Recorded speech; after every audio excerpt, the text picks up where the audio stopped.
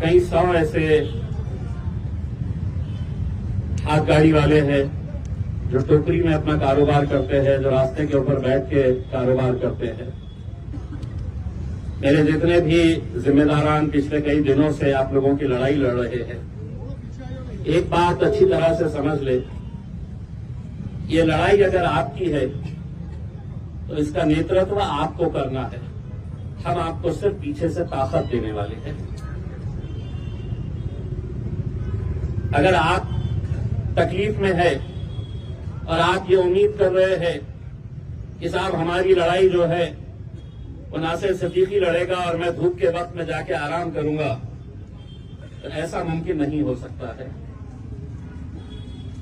जब रास्ते के ऊपर उतरना है तो पूरी ताकत के साथ उतरना है। जब लड़ाई लड़ना है किसी एक मुद्दे के लिए तो पूरी ताकत के साथ लड़ना है। आज महानगर पालिका के सामने ये जो आंदोलन रखा गया है, ये 2 दिन पहले मुझे बताया गया था कि क्रांति चौक से हाथ गाड़ी का एक मोर्चा निकाला जाएगा और महानगर पालिका तक आएगा। लेकिन नासिर भाई ने मुझे बताया कि पुलिस ने परवानगी नहीं दी। परवानगी इसलिए नहीं दी कि देश के उपराष्ट्रपति धनखड़ साहब यहां पर आने वाले थे, मुख्यमंत्री साहब यहां पर आने वाले थे, इसीलिए आपको इजाजत नहीं मिली। मैं पुलिस डिपार्टमेंट से यह कहना चाहता हूं कि इस देश के अंदर जीने का अधिकार जितना धनखड़ साहब को है और देवेंद्र फडणवीस साहब को है, उतना ही अधिकार ये कामगारों को है, ये फल फूल बेचने वालों को। ये मरे चलेगा, ये लाठियां खाए चलेगा, लेकिन धनखड़ साहब आ रहे हैं तो हमने ये आंदोलन नहीं करना चाहिए। ये तो शुक्र है मैं मुंबई में था, वरना रैली क्रांति चौक से यहां नहीं आती, धनखड़ साहब को पकड़ने के लिए जाती, देवेंद्र फडणवीस साहब के पास जाती। क्योंकि ये लड़ाई जो है ये कानून और गैर कानून की लड़ाई है। हमें यहां पर बैठने की जरूरत ही नहीं है अगर महानगर पालिका पूरी ईमानदारी के साथ कायदे की चौकट में रहकर काम करे। कहां है कानून की किताब? शोएब साहब, किताब दे दो, बोलना उनके पास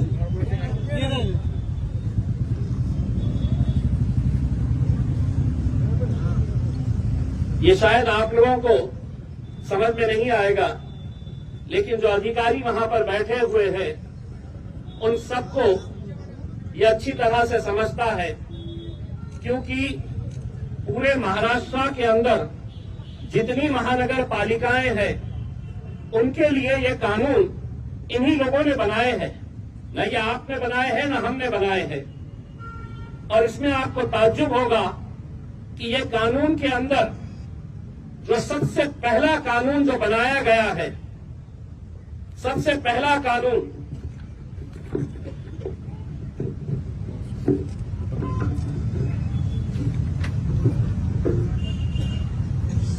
ये 1 नंबर के ऊपर है, the street vendors protection of livelihood and regulation of street vending act 2014। सबसे पहला इन्हीं की किताब है, मेरी किताब नहीं है। कानून मैंने नहीं बनाया है। और ये कानून 2014 के अंदर जब बना, उसके बाद 2019 के अंदर जब आप लोगों ने मुझे लोकसभा के अंदर भिजाया, तो मैंने ये बात दिल्ली के अंदर उठाई थी कि आपने कानून तो बना दिए हैं, लेकिन आज एक सच्चाई ये है कि कोई भी ठेले वाला सम्मान के साथ अपना कारोबार नहीं कर सकता है। कभी महानगर पालिका का दस्ता आएगा इन्हें उठाने के लिए, कभी पुलिस वाले आएंगे हफ्ता जमा करने के लिए, कभी उस इलाके का गुंडा मवाली आएगा, इस इलाके में बैठना है तो इतना पैसा दो। अगर कानून बना है तो क्या वजह है कि आज उसी कानून के तहत इस शहर के अंदर जितने हॉकर जोन होना चाहिए वो हॉकर जोन नहीं बनाए गए।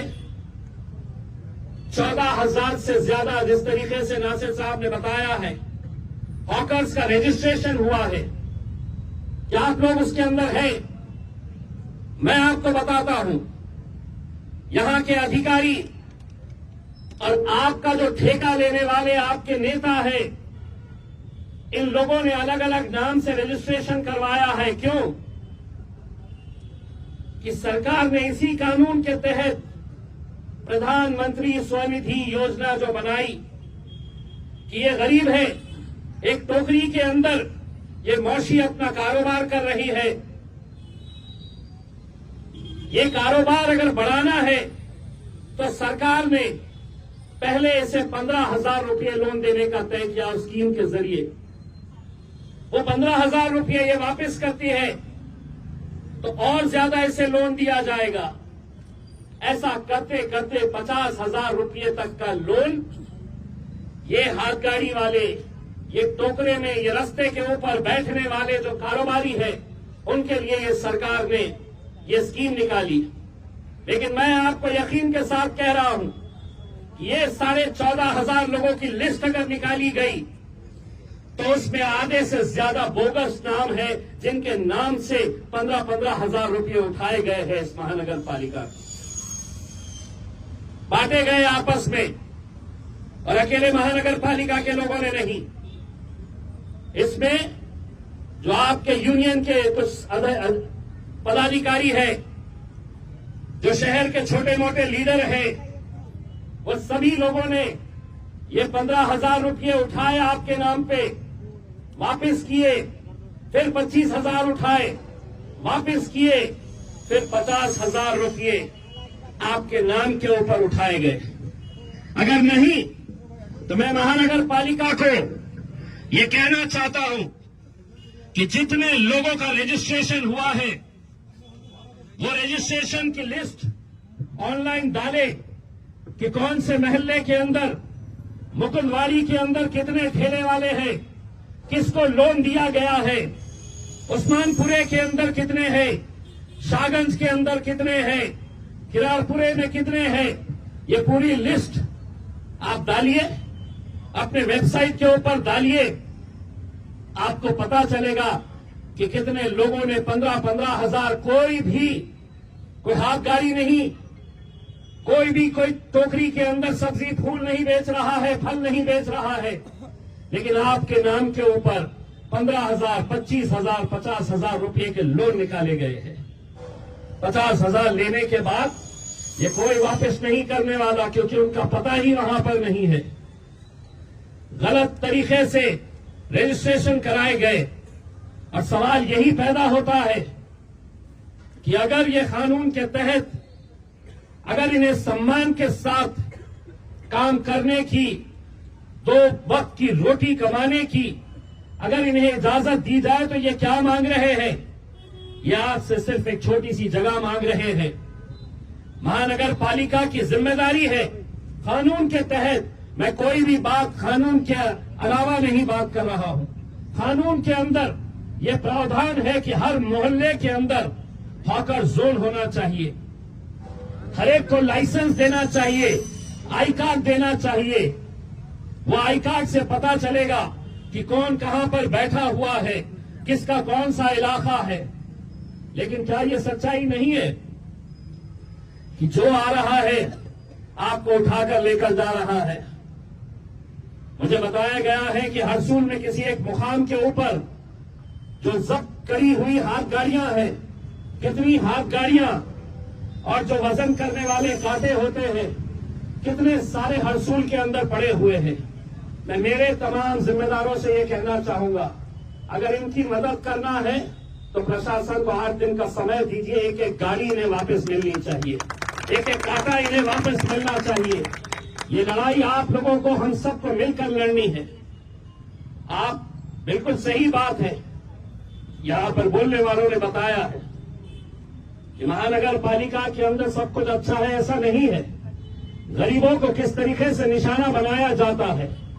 कुछ दिन पहले एक अखबार के अंदर महानगर पालिका की तरफ से एक नोटिस आई, जिन जिन लोगों का टैक्स 1 लाख रुपए तक का नहीं भरा हुआ है, 1 लाख जिसका नहीं भरा है उनकी प्रॉपर्टी जब्त की गई है। 1 लाख जिसका नहीं भरा गया है, ऐसे 32 लोगों की प्रॉपर्टी जब्त करके उसकी नीलामी करने की नोटिस महानगर पालिका ने दी। 1 लाख रुपया मैंने महानगर पालिका को लिखित के अंदर दिया हूं। कितने ऐसे लोग हैं शहर के अंदर जिसके 15 लाख, 20 लाख और 50 लाख रुपये बकाया है अभी तक? तुम उनको नहीं पकड़ोगे। गरीब को इसलिए पकड़ोगे कि तुम समझ रहे हैं कि गरीब की कोई आवाज नहीं है। लिखित के अंदर देने के बावजूद कि किस इलाके के अंदर किसके 15 लाख रुपये बचे हुए हैं, किसके 10 लाख रुपये बचे हुए हैं, क्या उनके लिए कानून अलग है? इनके लिए कानून अलग है। लेकिन नहीं, उन्हें यह मालूम है कि ये गरीब है, ये कितना लड़ेगा, कैसा लड़ेगा। लेकिन आपको मैं यकीन दिलाना चाहता हूं, कोई आए ना आए आपकी लड़ाई लड़ने के लिए, ये जितने खड़े हुए हैं मेरे साथ, ये आधी रात को आपके लिए खड़े रहने के लिए तैयार रहेंगे। मुझे खुशी है कि आपकी लड़ाई के लिए जिस तरीके से ये लोग अपने अपने इलाके के अंदर गए, मोहल्ले मोहल्ले के अंदर गए और आप लोगों से यही अपील की कि ये लड़ाई हम लड़ेंगे आपके साथ मिलकर। हम भी चाहते हैं, हमारा क्या मफाद है इसके अंदर? हमारी सिर्फ यही कोशिश है कि ये गरीबों ने सम्मान के साथ, ऐसा नहीं कि महानगर पालिका की गाड़ी आ रही है तो महातारी बाई टोकरा उठाकर भाग रही है, हाथ गाड़ी वाले भाग रहे हैं। ये जहां पर हो रहा है, मैं एक आपसे भी कुछ बात कहना चाहता हूं। मैं धंधा कर रहा हूं तो मैं कहीं पर भी खड़े रह सकता हूं, कितनी भी सड़क के ऊपर मैं आ सकता हूं। इसका ख्याल हमको भी करना है। हमको भी ये बात सोचनी है कि जहां पर हम दीवार को लगकर अगर हम खड़े रह सकते हैं, चाहे वो केले बेचिए, फूल बेचिए, फल बेचिए, सब्जी बेचिए, जो बेचना है। लेकिन क्या ये सच्चाई नहीं है कि कई ऐसे रास्ते हैं कि जहां पर रास्तों के ऊपर आबकारियां लगाई जा रही है? अगर हम इनका समर्थन नहीं कर रहे हैं महानगर पालिका, तो ऐसी हरकतों का भी हम समर्थन नहीं करेंगे। क्योंकि कानूनी लड़ाई हम उसी वक्त लड़ सकते हैं पूरी ताकत के साथ कि जब हम अपने नियमों के अंदर रहेंगे। यकीनन आज इनके पास कोई भी उन्होंने हॉकर जोन नहीं तैयार किया है, इसीलिए ये डर डर के कारोबार आपको करना पड़ रहा है। लेकिन हम महानगर पालिका के अधिकारियों से अनुरोध करते हैं कि आप जब तक हॉकर जोन नहीं बनाते हैं, तब तक आपने ये जो मिलिट्री इन लोगों के ऊपर छोड़ रखी है, वो मिलिट्री को अंदर ही रहने दीजिए। और अगर इसके बाद इस शहर के अंदर आप अगर सही जगह के ऊपर खड़े रहे, हम आएंगे लड़ने के लिए। अगर इसके बाद अगर ये मिलिट्री वाले किसी एक गाड़ी को भी पलटी किए, फल फूल सब्जी अगर जमीन पर फेंकी गई, तो जवाब उन्हें कैसा मिलेगा ये अच्छी तरह से समझ लेंगे। हम यकीनन कायदे कानून का पालन करना चाहते हैं, लेकिन हम लोगों को भी बड़ी जिम्मेदारी के साथ, हमें तो 2 वक्त की रोटी कमानी है, 2 वक्त का खाना हमें कहां से मिलता है? आप जब सुबह सुबह निकलते हैं, धूप में बैठते हैं, चाहे बारिश हो चाहे ठंडी हो, आप किससे फिक्र इस बात की रहती है कि आज के दिन मैं कारोबार अगर करूंगी या करूंगा तो मेरे घर का चूल्हा जलेगा। सम्मान के साथ आप भी काम करिएगा। यकीनन अगर कोई कायदा कानून तोड़ेगा तो हम उसके खिलाफ जाएंगे। आप लोग भी ये समझ लीजिएगा कि मजलिस आपके साथ पूरी ताकत के साथ खड़े रहेगी। और ये लड़ाई सिर्फ हमारी ऐसा नहीं है। कभी उनके पास भी जाओ जो सिर्फ 5 साल के अंदर आपको नजर आते हैं, 5 साल के बाद आपको दिखाई देते हैं, उनके पास भी जाइए, उनसे भी कहिएगा कि ये लड़ाई जो असरार लड़ रहा है, शारिक लड़ रहा है, नासिर लड़ रहा है, समीर लड़ रहा है, साबिर भाई लड़ रहे हैं, विकास हेड़के लड़ रहा है, ये लड़ाई के अंदर सब लोगों को आने की जरूरत है। मैं आप लोगों से सिर्फ इतना अनुरोध करना चाहता हूं कि जो मेमोरेंडम आज महानगर पालिका के आयुक्त को, कमिश्नर को दिया जाने वाला है, उसमें हम कोई ऐसी मांग नहीं रख रहे हैं। हम उनसे कह रहे हैं कि किसी इलाके के अंदर अगर 10 हाथ गाड़ी वाले 20 टोकरा लेकर बैठी हुई हमारी मौसी, हमारी माएं, हमारी बहनें अगर बैठी हुई है तो उनको सम्मान के साथ कारोबार करने का अधिकार दीजिए। बस यही मांग है हमारी।